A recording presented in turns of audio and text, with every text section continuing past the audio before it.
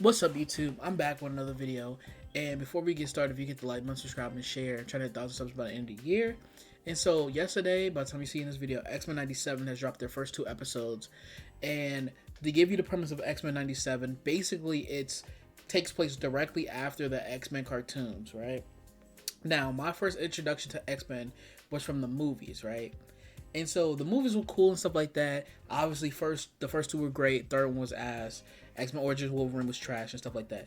And so my only taste of X-Men is from either the Deadpool video game and the comics. I did go into delving into reading the comics when I was a little bit younger, stuff like that. So I know majority of the characters. I know some X-Men plot lines, but I'm not an X-Men professional. I'm more of a Spider-Man guy. If I had to pick like a comic book niche or character that I know majority about, it will probably be Spider-Man, right? Because I know most of Spider-Man, other than like, it gets iffy for me around like the Ben Riley stuff. But this isn't about like Spider-Man, but just give you a premise of like what I know about X-Men before I give you my review on the first two episodes.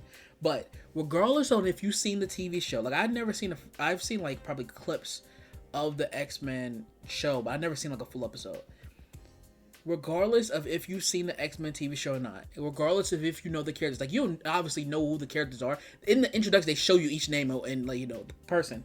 But this show is absolute peak, okay? This show is gas, and I'm telling everyone, if you're a fan of the X-Men in any shape or form, if you think any character from the X-Men looks cool, that's part of this lineup, please watch this show. This show is absolutely incredible, okay? The animation is cool and stuff like that, and the voice acting is solid.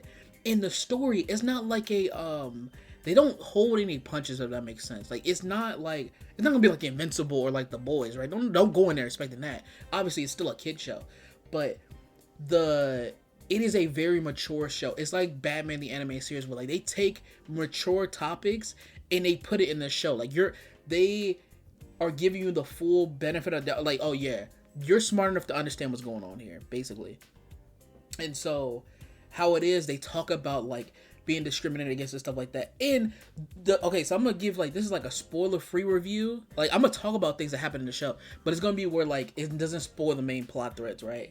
But the way they talk about certain things, especially in the second episode where they talk about a character's backstory, it makes sense. Like it's not like a thing where it's like you can't figure out what's going on if you don't know who these characters are. It gives you a perfect explanation and you can figure out everything based on context clues, right?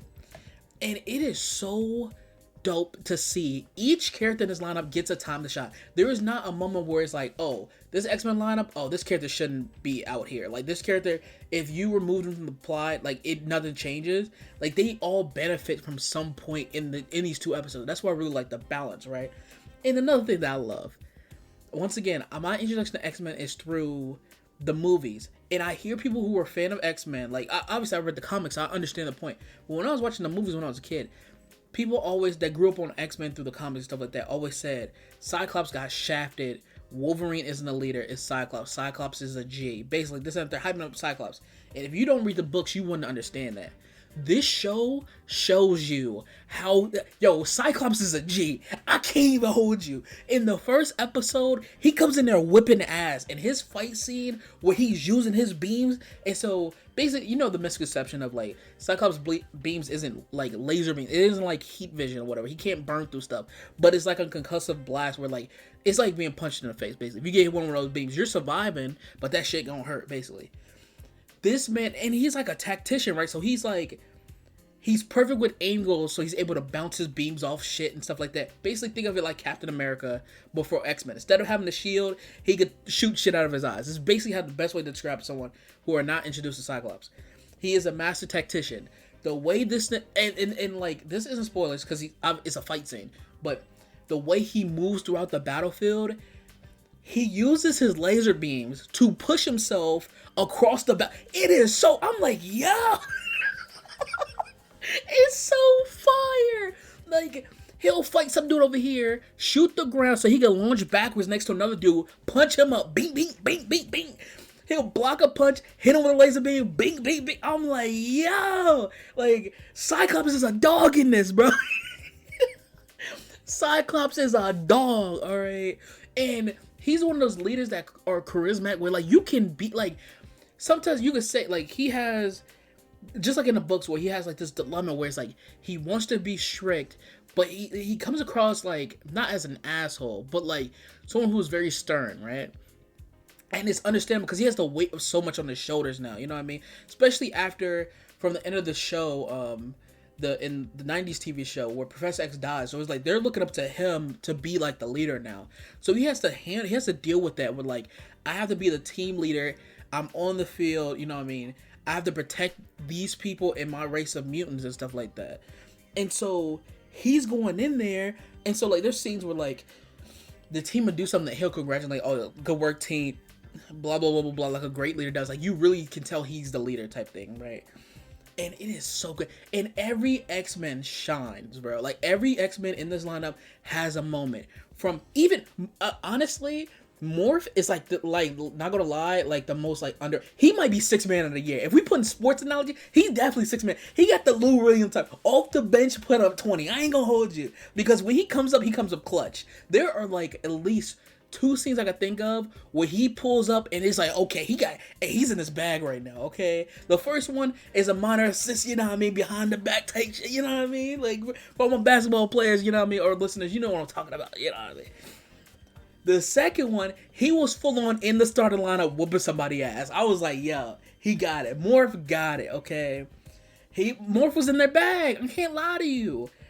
And then so like, I know certain plot lines and certain characters, right? And so this is not like I'm not giving you spoiler territory, but like just to mention something that happened, like each episode ends on a cliffhanger, right? But you have episode 2, so episode 1 ends on a cliffhanger, then episode 2 ends on a cliffhanger. Episode 2 cliffhanger is so insane because I wasn't expecting to go this direction. So I must say, I fully enjoy it. I want you to go into it with your, I would say your mind's open, but it's like, it's fire. And it also keeps some dynamics from the original show, from what I heard and from what I watched a little bit. There's not a like Wolverine, Jean Grey, Cyclops love triangle because like Jean Grey and Cyclops are fully married. Like they're having a kid at this point. And so it's funny when it's like you see hints of it where like basically Cyclops and Wolverine gets into it over something. And Cyclops doesn't back down. He stands on business, which I love that about him. You know what I mean? Stand on business, you know what I mean? Especially when someone trying to disrespect you, you know what I mean? It's like you got some things on you. hey, tell Wolverine he will get clapped.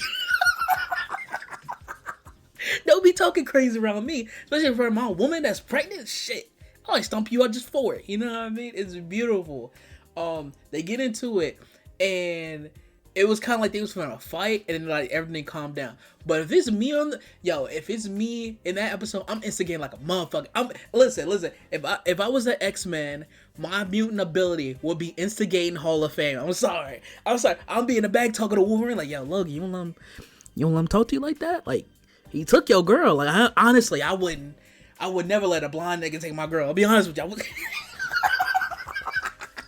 hey, Cyclops, you gonna let Wolvie talk to you like that? You gonna let Logan talk to you? Like, he 5'2". Honestly, I wouldn't let nobody step to me like that. If I'm just being honest, this is me though. But you the leader. I'm trusting you though.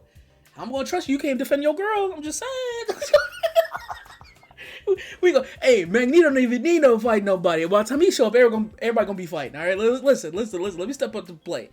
But this show is just a fun ride. It's so crazy. They have X-Men villains in here you wouldn't even expect. Like, I don't want to say anything because I don't want to spoil anything, but it is so great. And for those who are fans of X-Men, you will get the nods and stuff like that. Like, one character shows up that I wasn't expecting. There are, with Morph's power, there are Easter eggs to other characters. I'm like, oh, this is fucking fire. Like, I was expecting to turn to that. And it's just great. It is a fun, enjoyable ride so far. The writing is solid. People might have issues with the animation, but I think it's pretty cool. It's like mixing,